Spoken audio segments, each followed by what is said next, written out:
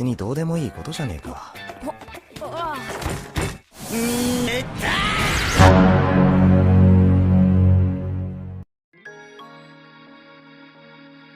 Halo para omnivora dimanapun kalian berada, bagaimana kabarnya? Kali ini sangat luar biasa sekali karena ini pertama kalinya saya merangkum sebuah anime, dimana anime ini sangat menarik sekali buat saya dan mungkin satu-satunya anime yang dari awal sampai akhir sudah saya tonton semua. Buat saya yang awam di dunia anime, One Punch Man ini untuk saya pribadi paling relate dengan kehidupan saya. Maksudnya logika alur ceritanya cukup masuk akal dalam artian sebab dan akibatnya mudah untuk dipahami. Karena kan kebanyakan anime yang saya tahu ya terlalu fantasi dan susah untuk dipahami kalau nggak tahu alur ceritanya dari awal sampai akhir. Tapi untuk One Punch Man ini, walaupun eksekusinya terkesan berlebihan, tapi secara logika alur cerita sangat masuk akal dan mudah untuk dimengerti. Tanpa berlama-lama langsung saja kita masuk ke alur ceritanya. Check it out. Get it when I get back.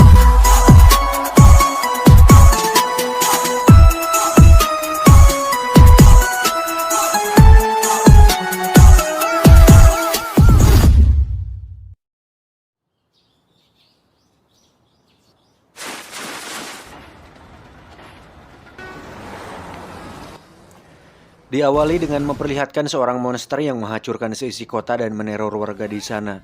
Monster ini bernama Pasin Man yang katanya tercipta dari polusi yang dibuat oleh manusia.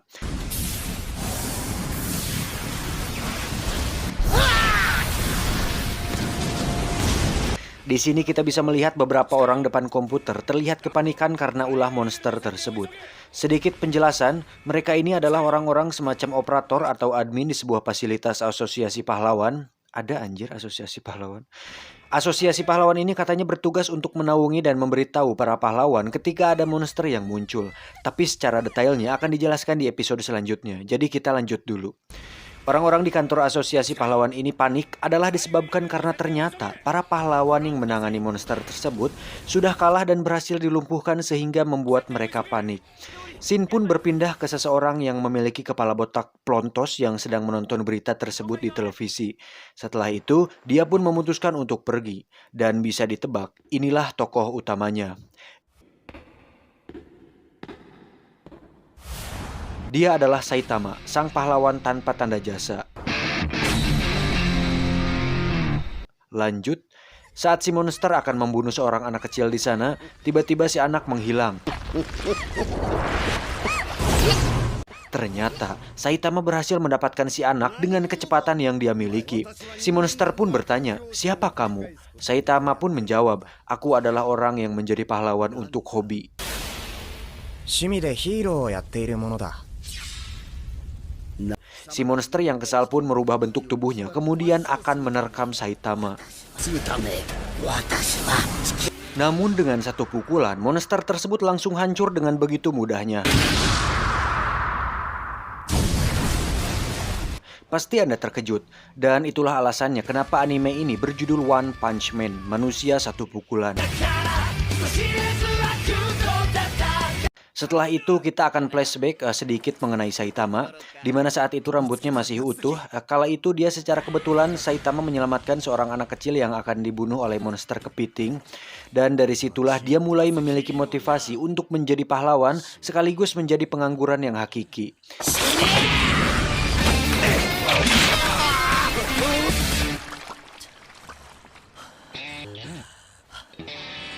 Kembali ke masa sekarang, terlihat Saitama sedang belanja di swalayan menggunakan seragam pahlawannya. Saat dia akan membayar ke kasir, tiba-tiba semua orang menghilang dan atap swalayan pun seketika hancur. Ternyata ada sebuah raksasa yang tengah berjalan dan bermaksud untuk menghancurkan kota. Sedikit kisah, monster tersebut dulunya ternyata adalah seorang manusia yang berambisi untuk menjadi orang terkuat di bumi. Saudaranya yang merupakan ilmuwan memberinya sebuah formula untuk meningkatkan staminanya. Tak diduga, formula tersebut justru membuat si pria itu menjadi raksasa.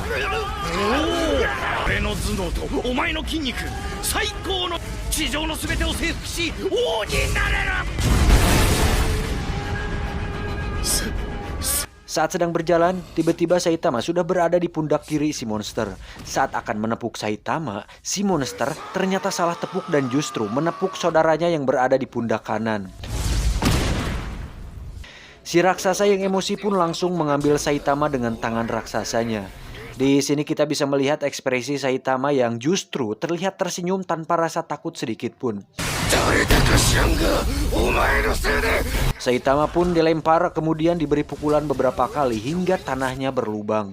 Dikira sudah mati, ternyata tiba-tiba Saitama terbang dan langsung memberikan pukulannya hingga si monster tumbang dengan mudahnya.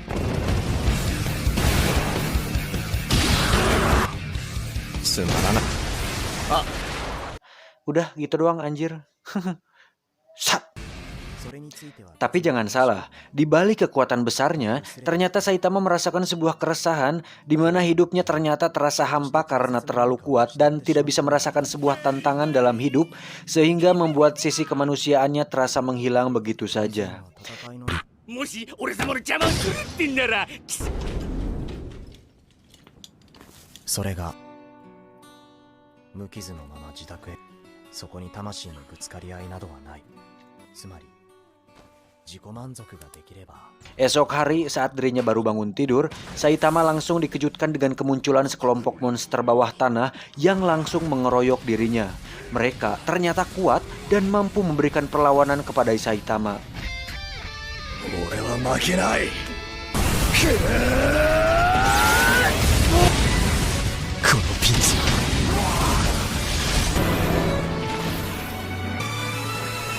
戦いの高揚感は。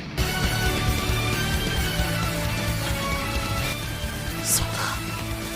思い出した。が随分と世話になった相手をしてやる。 Namun sayang, itu semua hanya mimpi.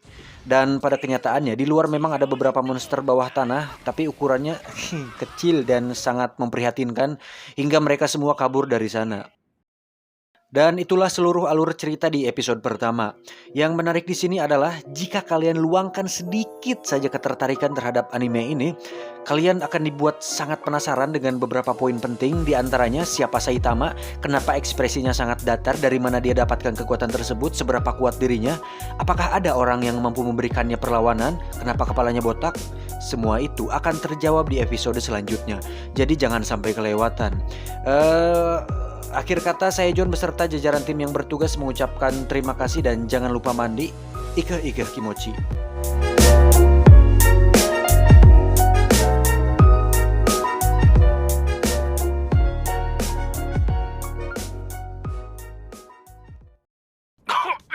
失礼しました。ここで番組の途中ですが、襲われた家畜はミイラ化していたとの情報が。あ、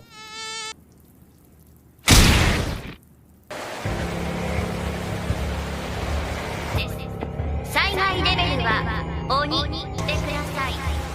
繰り返します。